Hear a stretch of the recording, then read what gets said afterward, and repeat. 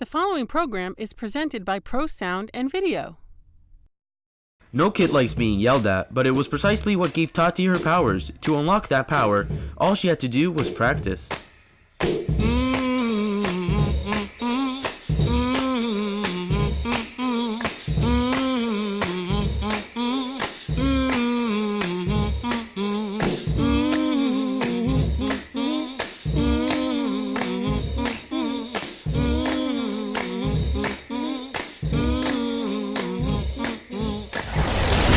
Coming up on this Cypress Bay edition of Broward T News.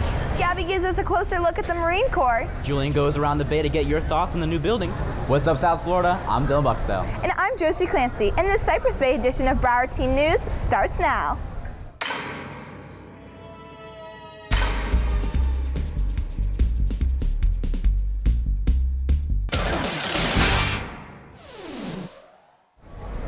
Hey Josie, do you think you'd ever be able to wake up at 5 a.m. on a Saturday morning? No, there's no way. Well, that's exactly what the Cypress Bay's JROTC Raiders did for their competition. Here's Taylor with the story. JROTC held their own Raider competition for the first time at Cypress Bay. JROTC is a really big family, and we all work together, and especially with athletics, things like this, like flipping tires, you have to be able to work together to make it really work. Like, you can't have it wobbling, you can't go too fast, too slow. So having this event and having everyone here together, this team really makes us all bond. In this event, 8 schools participated with over 250 cadets attending from throughout Broward County. I believe that the reason that we haven't necessarily done events like this before might have been because other schools were already well established, and we had to worry about working inwards to what we have to do. However, this year with our instructor, he had the plan of along with the Raider commander to do a comp in here, and he wants to get our name out there so we're known once more like we used to be. It helps the program grow and be part of the school, be part of the community, and it also challenges the cadets, their staff, and the cadet Raider team to coordinate along with the JROTC Booster Club, the moms and dads of the team, to come together as a family and become better part of the Cypress Bay family and the community itself. The Raider team has been working for over a month to prepare and practice for their first competition of the year. Our Raider team has been practicing ever since the first day of school, so it's been lots of preparation, lots of hours, staying here after school, and especially this last week we've been staying after school pretty late just to help set up all these events. I think it's going to be lots of fun. I think the schools are here to train and practice, kind of to see how they're standing right now, and everybody's going to have lots of fun. Although the Raider team did not win, they had a personal victory for the success of their first annual Raider team competition. Taylor Fishman, CBTV.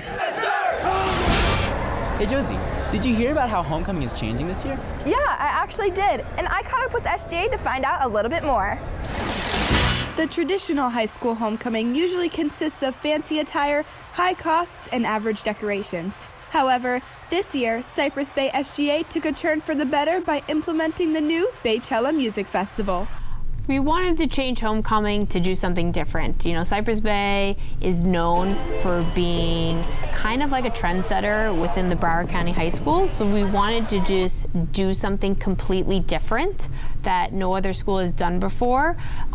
Music festivals are very popular of today's high school generation, so we figured, it'd be great if we could kind of replicate that experience at school. Senior Madison Lehman feels that it is important for students to be open-minded in regards to this change. It's a new experience that SGA is bringing to the school that SGA hopes will provide a new kind of twist to homecoming, and SGA is working really, really hard on all the decorations to make sure it's worth the money this time. And who knows, it might be really fun, and you might get super bad FOMO because all your friends are going to be having fun with food trucks and dancing all night with super cool DJs that SGA has. As seen around the Bay, SGA is putting forth their best efforts to promote the dance. Well, today we had our launch day, which in the morning we had a pep rally with cheerleading, and then we dropped the homecoming banner, and then During all lunches, we have activities set out. So there's things such as Jenga, hula hoop, just kind of to bring the whole like Coachella vibe, like just to bring. We have like temporary tattoos that people are putting on. We have wristbands and like promotional flyers that we're giving out. And Chef and I, Ms. Nascimento and I, are planning to have something like every week. We don't know what yet, but we want to keep like the momentum going.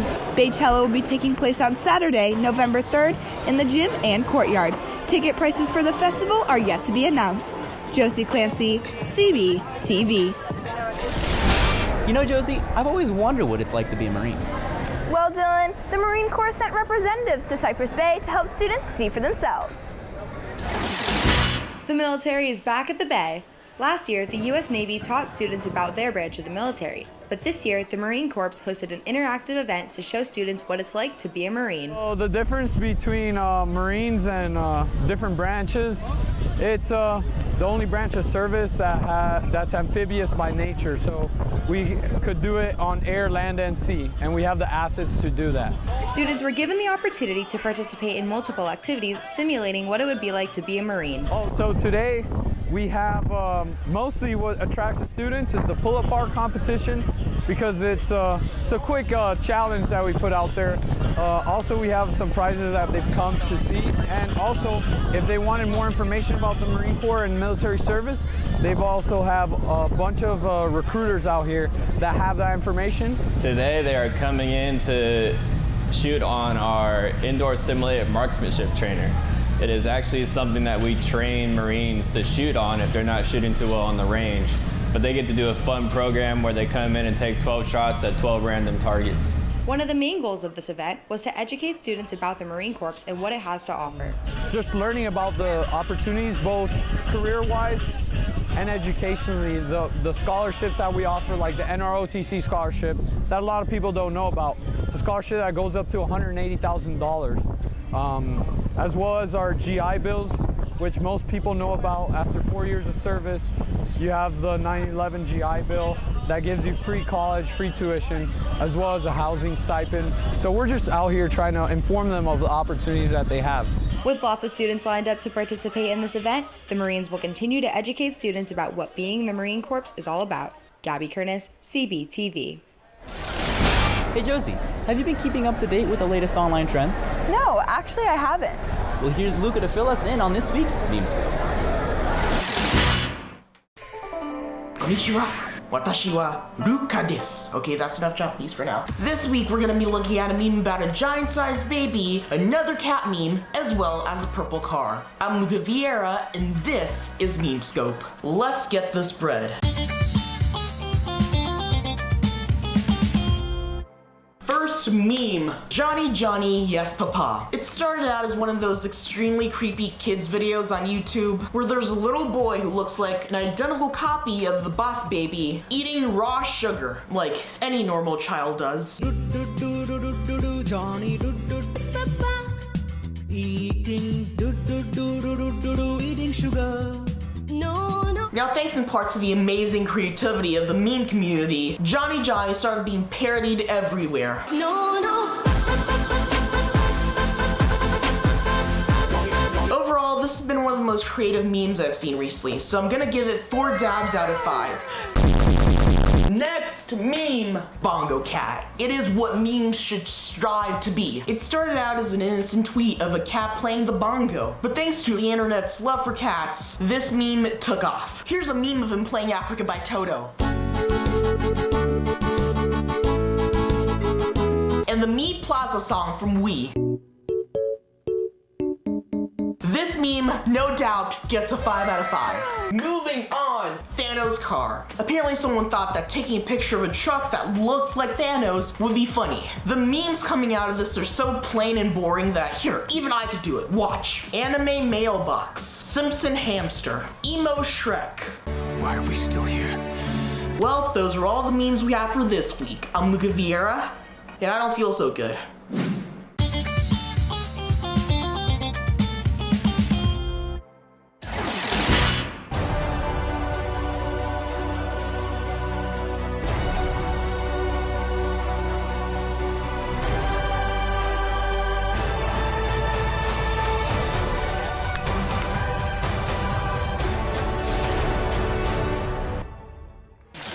On September 28th, the Lightning faced off against the Miramar Patriots in a rather exciting game. Miramar starts off strong, scoring a touchdown on their very first drive. The Lightning try to hold back the Patriots, but their offense was too much to handle, resulting in another early touchdown.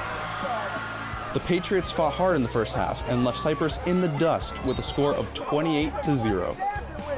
Starting off the second half, the Patriots came out a little too aggressive, ending with multiple penalties, granting Cypress Bay good field position. The Lightning made nothing of their advantage and were still unable to defend against the Patriots' offense, resulting in another touchdown. Even with their lead, Miramar continues to make penalties left and right, giving the Lightning a great opportunity to score this touchdown. With both teams ending with another touchdown, this game came to an end with a score of 42-20. On Wednesday, August 29th, the Cypress Bay Lightning took on the Cooper City Cowboys in a JV showdown. The Cowboys looked to score on their first drive and were forced to punt, resulting in a 35-yard return by Malcolm Gordon. Stop there, as he dodges a tackle for a first down. Play quickly picked up at the end of the second half, with the Cowboys converting a 3rd and 17, resulting in a walk-in for Cooper City. And even with the defensive lapse, Cypress Bay was able to block the extra point. Kick is blocked. Joey Fleming looked determined, running all the way from the Cypress Bay 30-yard line for a 70-yard Lightning touchdown. For the big return. The Cowboys recovered quickly and scored another touchdown before the half, resulting in a 13-7 lead. Cooper City didn't let down the intensity, with DeAndre Griffith converting a 20-yard carry. The Cowboys scored on the same drive, upping the lead 20-7. But the Lightning struck back, with Cody Jopp running it in off of a misthrown Cowboy pass.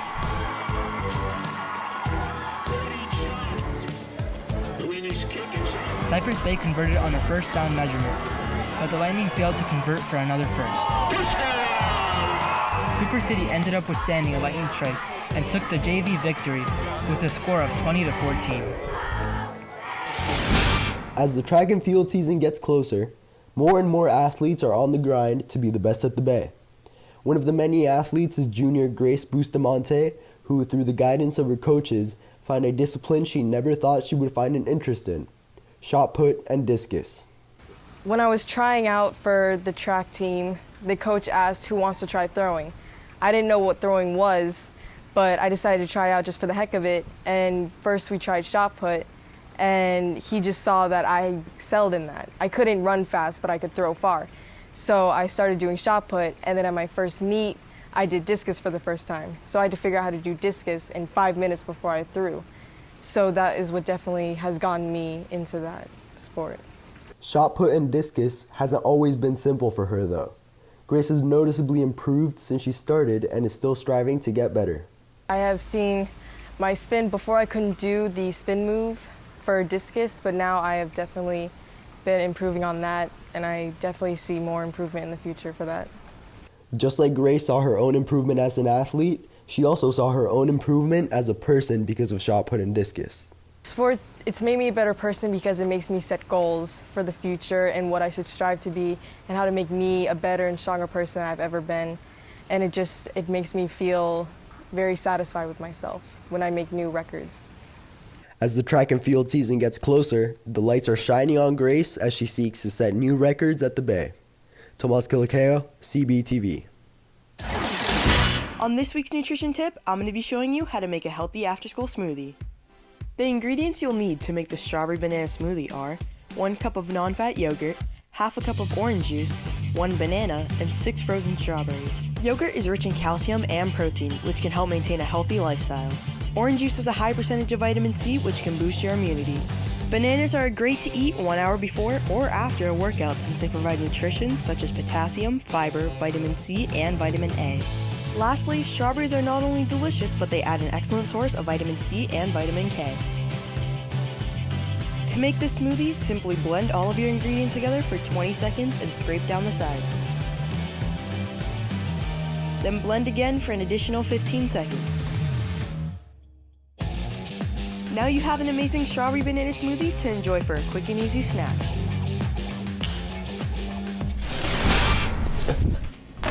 Hey kids, today we're gonna talk about science.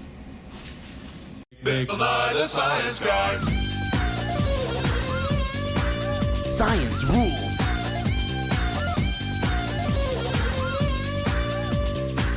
Big by the science guy. Did you know that 99.99% of atoms are filled with empty space? In this experiment, I'm gonna face through that door by aligning my atoms.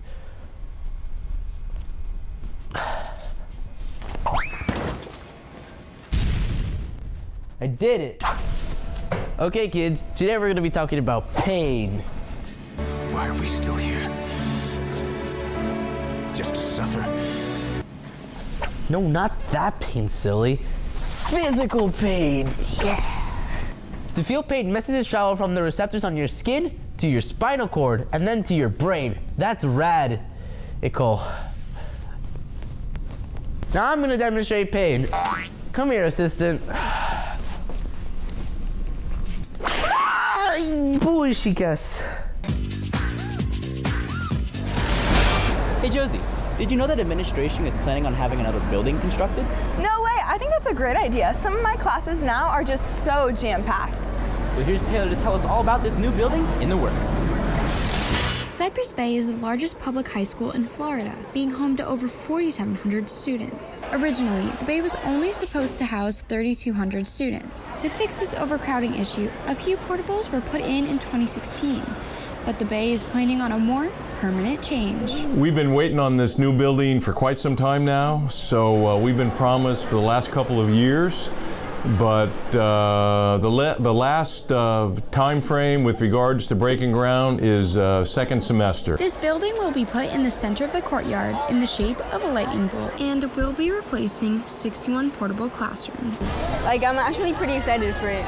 Like, there's more chances of more classes, there might be new classes.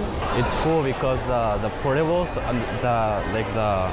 they're not in the pretty good shape, so the new building will be like a good for the students, like a new architecture, a new place for students to hang out, so it's better for them. While the courtyard is a common place for lunchgoers, students will still be able to enjoy eating lunch outside once this building is put into place. There actually is an open area underneath the building, so we're going to be able to accommodate a lot of students at lunch. And the plan right now with regards to the Cheeky Huts is just to relocate them. This new building has been in the works for 4 years and will finally break ground in 2019. Taylor Fishman, CBTV. Hey Dylan, what would you put into the new building? I don't really know, but Julian went around the Bay to ask you guys what you think of the new building in this week's Man on the Streets. What's going on, Cypress Bay? I'm Julian Bonilla, and on this week's Man on the Street, I went out to see what you guys think of the new building. First question is, what have you heard about the new building that they're constructing out there in the courtyard to replace the portables? It's gonna cost a lot of money. All I know is they're gonna replace the portables and whatnot. I don't know when they're gonna do it though. It's gonna make a class a lot harder, like trying to maneuver around it and whatnot. It looks nice. It looks nice. You see images of the building? Yeah. If you, as an architect, could design the new building, how would you design? Just draw it right there, a rough sketch of what it would look like. Needs a lot of flex tape. A lot of flex tape. I like this one. It's a feat of engineering. That's my new building. That's your new building? You don't need new classes, bro. So, if I have to question you, it doesn't seem, because we have a lot of hurricanes here, it doesn't seem very stable, you know? So it would just kind of fall over. It'll just be like that. This is an accurate drawing of Bill Swift. Okay, so we've essentially constructed an advertisement for flex tape. No, it's another sun. It's another sun, so you're constructing a whole nother sun just for the building? Yes. When the portables go and are replaced by this building, potentially exactly like how you drew it, will you miss the portables at all? Of course not. No. I don't Why like not? my Spanish teacher. Always so cold. You gotta walk to it when it rains. Like, nah, I'm not about that. Well, it seems to me like you guys are some gifted architects. I'm Julian Bonilla, CBTV. That's all for this Cypress Bay edition of Broward Teen News. If you want to watch previous episodes, you can visit us at cypressbaytv.com. And while you're at it, follow us on Twitter at Cypress Bay CBTV. I'm Dylan Buxdale. And I'm Josie Clancy. Thanks for watching.